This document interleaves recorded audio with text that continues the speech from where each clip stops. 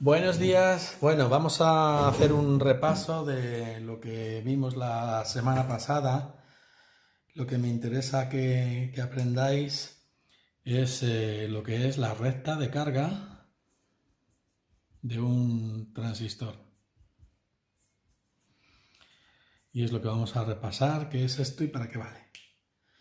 Bueno, normalmente nosotros solemos tener un circuito con algunas resistencias. Vamos a hablar de momento de un transistor NPN, ¿de acuerdo? Tenemos una resistencia en el colector. Vamos a poner como en el ejemplo que eran 200 ohmios. El emisor conectado al negativo, a masa. Y el colector conectado a una alimentación que en este caso, en el ejemplo, poníamos que eran 12 voltios. ¿Ok?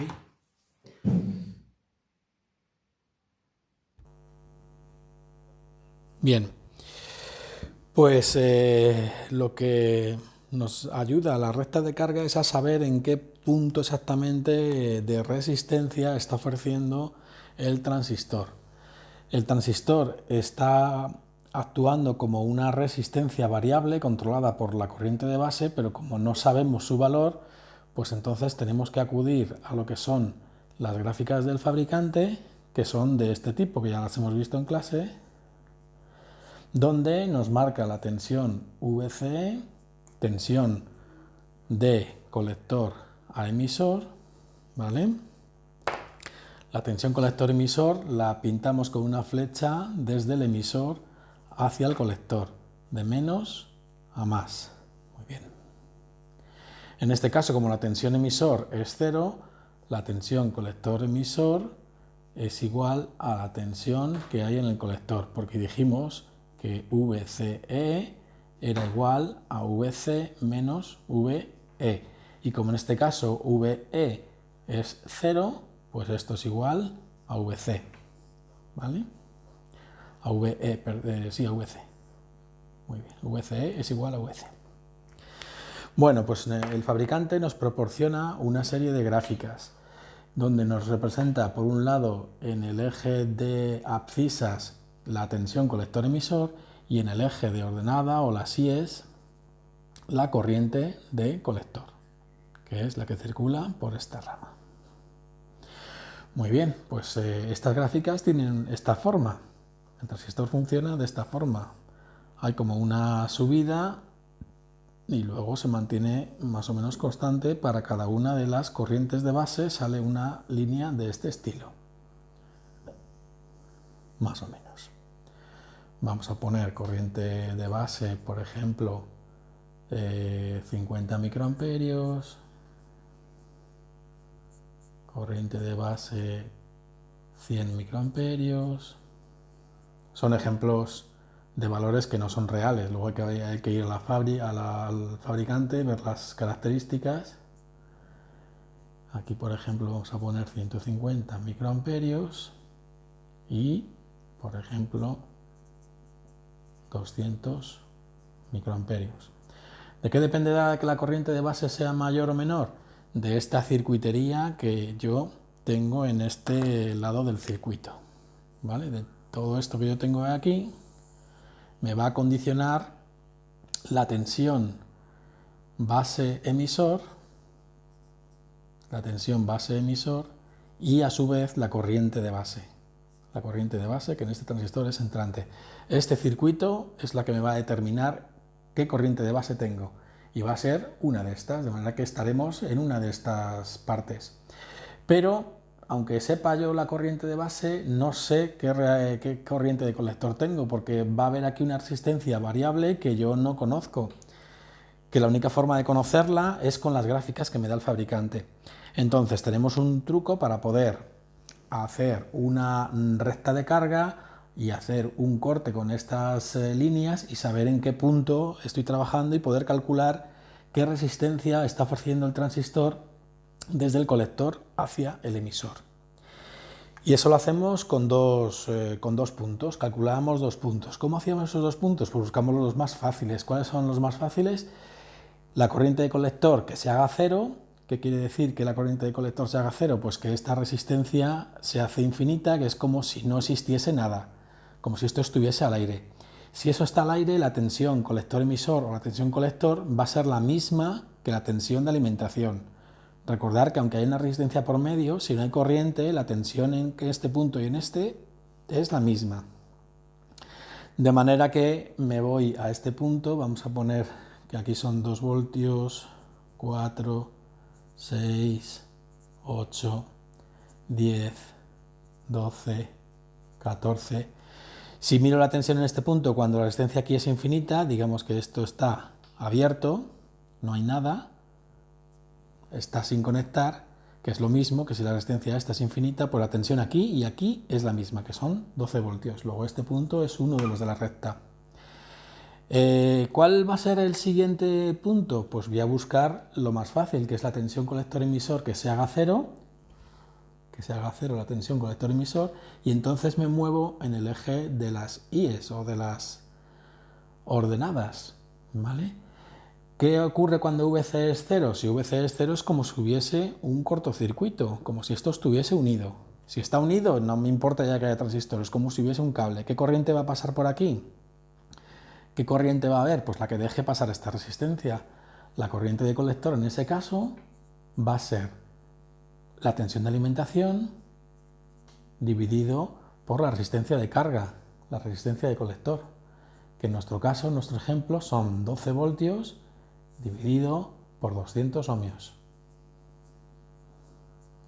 Y esto nos sale 60 miliamperios. ¿Vale? De manera que, bueno, yo tendré aquí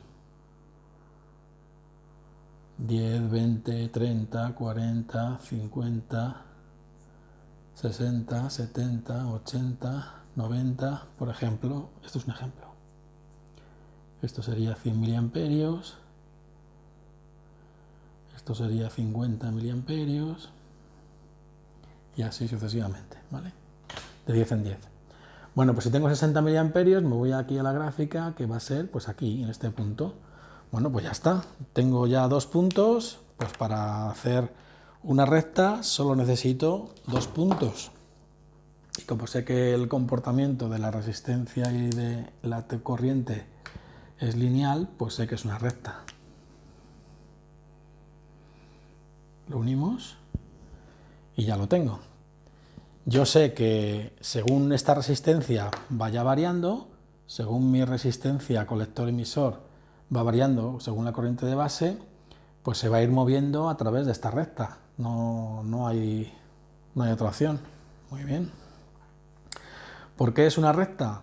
Porque la intensidad de colector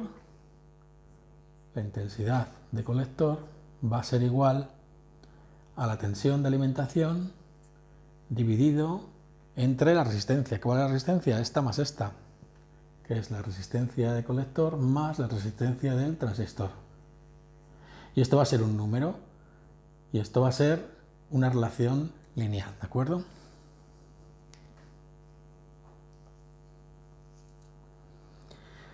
Pues ya está, una vez que tengo esa recta ya solo me queda saber en qué punto estoy. ¿Cómo lo sé? Pues calculando la corriente de base. Yo calculo la corriente de base con este circuito, puedo hacer una estimación restando 0,6 voltios que caerían en esta unión PN y con la tensión que haya en este divisor de tensión hacer la diferencia que hay en esa resistencia y calcular la corriente de base.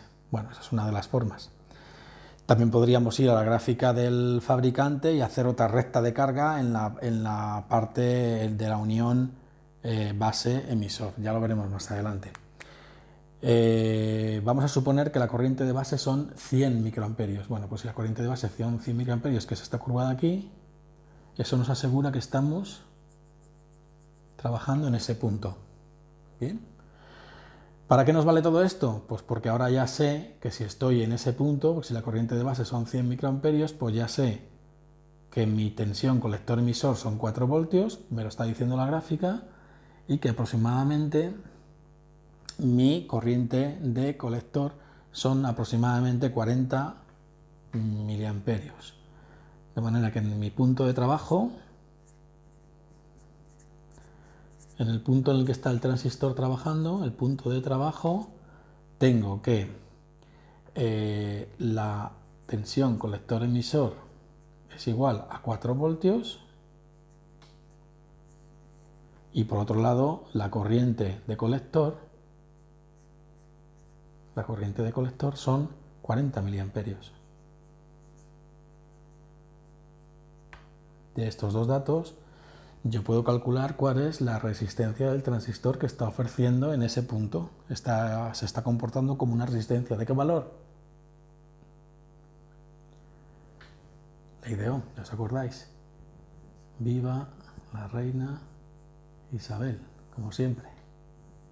La resistencia es la tensión partido la corriente. ¿Qué tensión tenemos? 4 voltios. ¿Qué corriente tenemos? 40 miliamperios.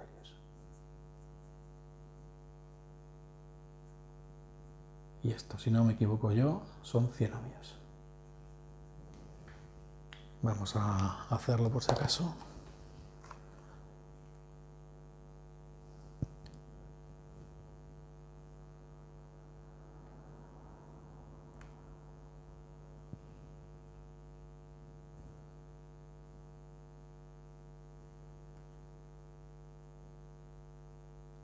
Sí, 100 ohmios.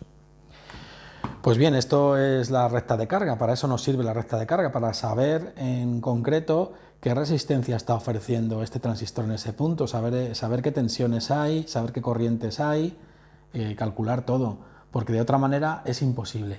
Ahora ya con este circuito, si la corriente de base son 100 microamperios, sé que la corriente de colector son 40 miliamperios, de otra forma no lo puedo saber. 40 miliamperios, de manera que si yo quiero poner aquí un LED, un relé o lo que sea y quiero saber si se va a excitar bien, si se va a funcionar, lo primero que tengo que saber es calcular el punto de trabajo. Y ahora ya, como sé la corriente que pasa por ahí, pues ya sé si es suficiente para activar el dispositivo que yo quiero. Por eso es importante la recta de carga, por saber exactamente resolver el circuito y saber qué tensión hay aquí, la VCE, que va a ser, hemos dicho que 4 voltios, aquí vamos a tener 4 voltios y aquí vamos a tener 40 miliamperios. Si no hago todo esto, yo estos datos no los puedo calcular. Y esto lo único que se puede hacer es hacerlo con el fabricante. No hay otra forma de hacerlo, no hay fórmulas. Hay fórmulas, pero son muy complejas, pero son modelos que no son exactos. Lo más exacto es ir a la gráfica del fabricante, trazar nuestra recta de carga, calcular la corriente de base, la medimos o la calculamos y con eso ya sé el punto de trabajo del transistor. Bueno, pues chicos, este es el resumen de lo que es la recta de carga. Espero que lo hayáis entendido, pero si tenéis cualquier duda, me lo comunicáis. Ya sabéis que estoy para vosotros. Venga, chao, adiós, hasta luego.